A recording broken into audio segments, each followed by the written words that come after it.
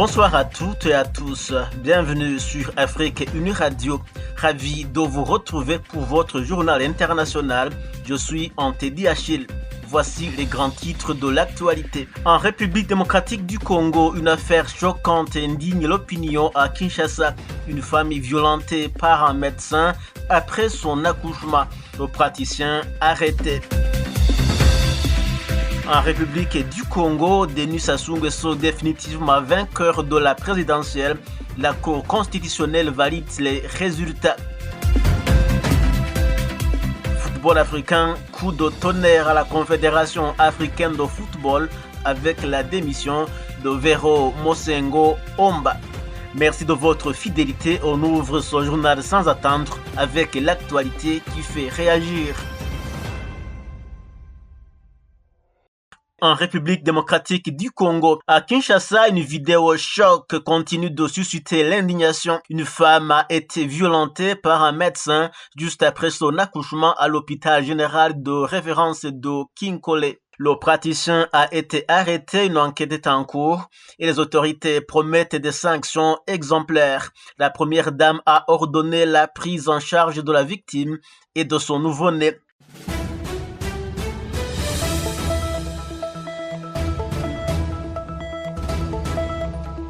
Et avec la guerre menée par les États-Unis et Israël contre l'Iran, les tensions militaires entre les États-Unis, Israël et l'Iran, désormais au 31e jour, commencent à produire des effets économiques en Afrique, loin des zones de conflit. Plusieurs pays font face à une hausse des prix du carburant et à des risques de pénurie, suscitant l'inquiétude des populations, notamment parmi les chauffeurs de taxi, les conducteurs de moto-taxi et les ménages déjà fragilisés par le coût de la vie.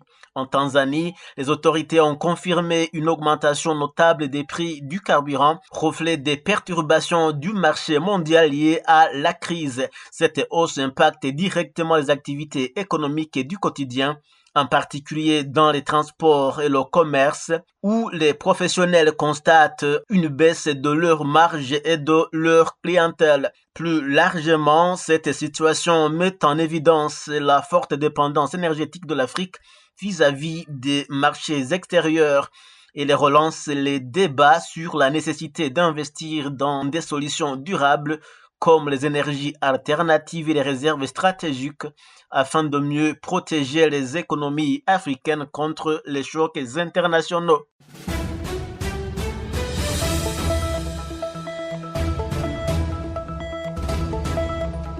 À présent de la politique au Congo-Brazzaville, c'est désormais officiel. Denis Sassou Nguesso remporte définitivement l'élection présidentielle des 12 et 15 mars 2026. La Cour constitutionnelle de Brazzaville a validé les résultats. Reportage d'Anissette Ngakoso depuis Brazzaville. Saisi par le candidat Ufrem Davmafoula pour annuler les résultats de l'élection présidentielle et de l'élection de Denis Sassou Nguesso, la Cour constitutionnelle a validé samedi dernier à Brazzaville, avec hausse des suffrages exprimés, la victoire écrasante de Denis Sassou Nguesso à l'élection présidentielle des 12 et 15 mars 2026. Les suffrages du président réélu pour la 5e fois consécutive sont ainsi passés de 94,82% à 94,90%, tandis que ceux de certains candidats ont chuté. Le candidat Denis Sassou Nguesso ayant obtenu 2 509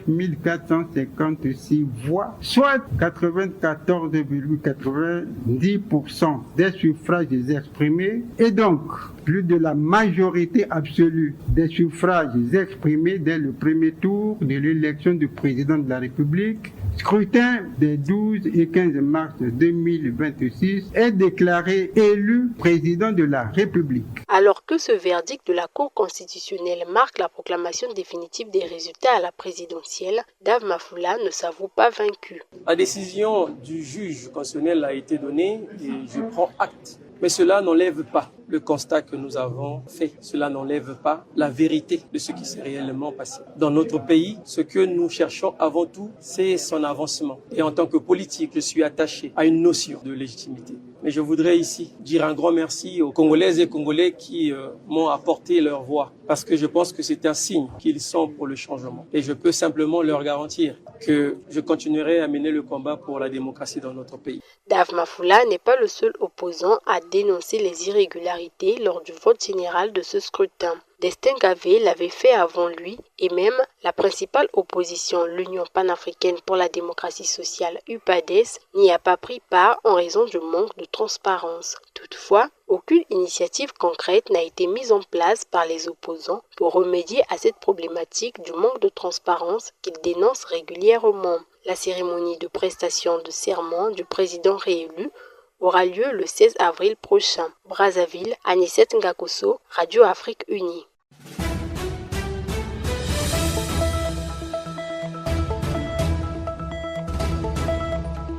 Et tensions sociales en Afrique du Sud, des manifestations ont éclaté à Pretoria en cause la désignation contestée d'un chef traditionnel de la communauté Igbo dans l'Eastern Cape. Les protestataires ont même marché jusqu'à l'ambassade du Nigeria pour exiger des explications. Le point avec notre correspondant à Pretoria, Bryson Bichwa, repris par Jimmy Bakomera. Des centaines de manifestants se sont dirigés vers l'ambassade du Nigeria à Pretoria, accompagnés des autorités politiques et des représentants traditionnels venus d'East London. Au nom de la royauté Amakab, le porte-parole du royaume Mambojil Ngozi a déclaré que de nombreux citoyens ont été indignés par ce qu'ils considèrent comme un mépris des lois et des procédures nationales. En général, la population n'est pas satisfaite de la manière dont ces personnes continuent d'ignorer les lois et les règlements du pays en agissant de manière à nuire aux valeurs de notre société. Des leaders des divers partis ont également exprimé leur inquiétude, soulignant que cette affaire touche au fondement constitutionnel et à l'autorité traditionnelle. Antor Trollip, dirigeant d'Action SA, a affirmé que la désignation de ces rois ne pouvait être acceptée dans le cadre légal sud-africain. Il ne s'agit pas de xénophobie. Ce qui se passe ici, c'est qu'un groupe de Nigériens a désigné un roi dans l'Eastern Cape et a annoncé qu'il créerait une royauté distincte. Nous, à Action SA, affirmons clairement que nous respectons les chefs déjà établis dans la province. Nous ne pouvons pas permettre qu'un étranger vienne créer une royauté. Aucun article de la Constitution ne le permet. La désignation du chef Solomon Ongbona Eziko, intervenu il y a 2 semaines, avait déjà provoqué d'importantes manifestations dans l'Eastern Cape avec des destructions des biens, notamment l'incendie des 10 véhicules et 13 blessés. Pour certains manifestants, ces actions représentent un symbole de solidarité nationale et un appel à une intervention rapide des autorités. C'est un signe d'unité dans notre pays, une voix des Sud-Africains pour montrer que nous sommes unis. Nous demandons au gouvernement d'intervenir pour aider nos citoyens et expulser certains de ces criminels qui n'ont même pas de papiers légaux pour vivre ici. Malgré ce climat de tension, les autorités et les dirigeants continuent d'appeler au calme, insistant sur l'importance du respect de la loi et de la prévention des violences. La désignation de ces chefs traditionnels nigériens soulève un large débat sur les limites des traditions, l'autorité des chefs locaux et la place des ressortissants étrangers dans les communautés sud-africaines. Tous les regards se tournent désormais vers les mesures que le gouvernement prendra pour résoudre ce conflit. En page économique, cap sur le Cameroun, où la transformation agroalimentaire s'accélère. Les coopératives bénéficient d'un accompagnement renforcé pour améliorer leur compétitivité et répondre aux standards internationaux. Des précisions avec Elisabeth Hassen depuis Yaoundé. À l'initiative de la Société des coopératives en partenariat avec l'Agence des normes et de la qualité, une série de séminaires est organisée à travers le pays. Objectif, renforcer les capacités des acteurs de la filière, notamment les artisans et les membres des coopératives. Sur le terrain, les formations portent avant tout sur les bonnes pratiques de production et de la transformation. Les participants apprennent à respecter les normes d'hygiène, de qualité et de sécurité sanitaire des aliments. Maxime Basilekine, chef d'antenne de l'Agence régionale des normes et de la qualité dans le littoral. Les coopératives sont au centre de ce qu'on appelle aujourd'hui l'initiative Made in Cameroun, parce que c'est ceux-là qui sont à l'origine de la production que nous avons au niveau de nos grandes surfaces, de nos marchés. L'objectif, c'est d'avoir des produits de qualité sur le marché. Des exigences devenues indispensables pour accéder au marché moderne et mieux valoriser les produits locaux. Mais au-delà de la technique, c'est toute l'organisation des coopératives qui est repensée. Joseph Mbok, président de la Société des coopératives. Nous travaillons pour renforcer les capacités de ces producteurs, surtout améliorer la qualité de leur production pour rendre nos produits locaux compétitifs à l'échelle nationale, donc dans le marché local et international. Encore plus, créer un environnement de confiance entre le producteur et le consommateur. Gouvernance participative, gestion efficace, mutualisation des ressources, autant de notions clés pour assurer la pérennité des activités et renforcer la solidarité entre membres, conclut Joseph Mbok. S'ils sont 10, jeunes menuisiers, jeunes mécaniciens, jeunes agriculteurs, jeunes ingénieurs, voyez-vous, ça s'apporte vraiment des fruits et cette production s'inscrit sur la durée. Ceci permet de contribuer à l'atteinte des objectifs de développement durable avec en ligne de mire la réduction de la pauvreté, la création d'emplois décents et la promotion d'une croissance inclusive. Et déjà, les premiers résultats se font sentir. Françoise Moma, présidente d'une coopérative à Douala, dans la région du littoral au Cameroun. Moi, je me rappelle, c'était lors d'une formation que l'idée m'est venue de transformer les feuilles de manioc en savon. À terme, la multiplication de ces séminaires pourrait transformer en profondeur le secteur agroalimentaire camerounais. Un enjeu de taille pour un pays qui mise sur l'agriculture et la transformation industrielle comme pilier de son développement. Elisabeth Hassen à Yaoundé pour Aoba.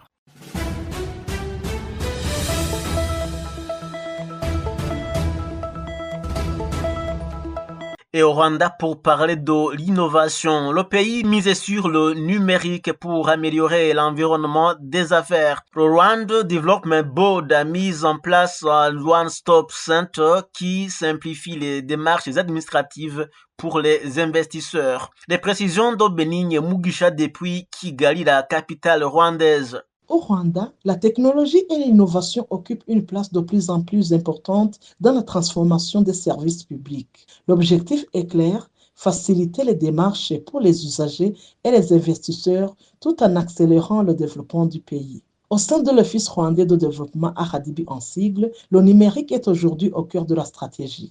Cette orientation a conduit à la création du One Stop Center, un guichet unique qui regroupe plusieurs services essentiels en un seul lieu. Il permet notamment d'accompagner les entrepreneurs dans la création d'entreprises, des démarches d'investissement et l'obtention des documents nécessaires.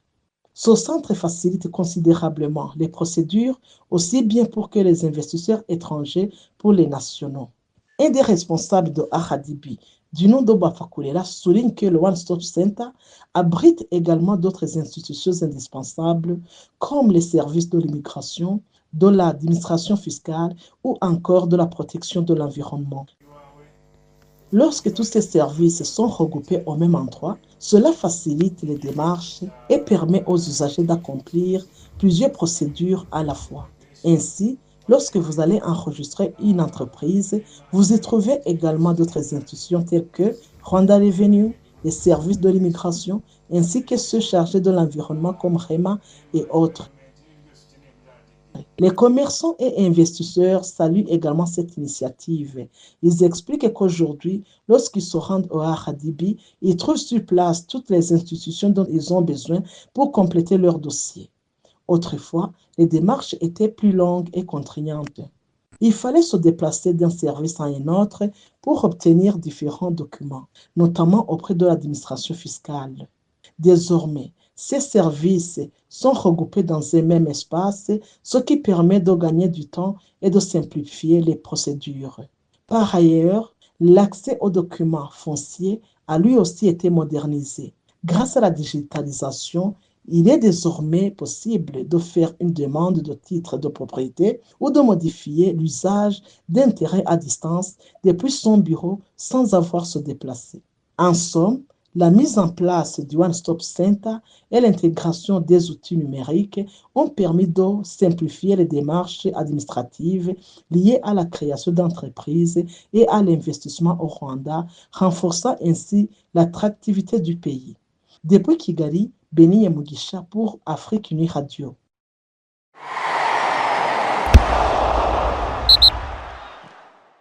Page sportive en Afrique avant de nous quitter. Coup de tonnerre à la Confédération africaine de football.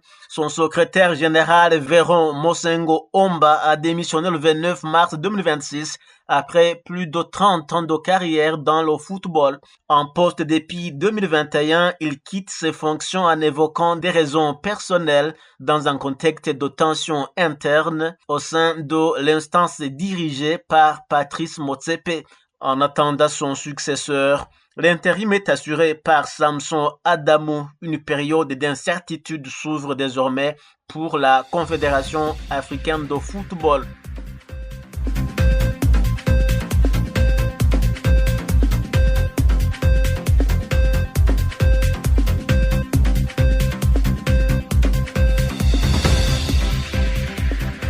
Et voilà qui conclut votre édition. Restez curieux, restez connectés.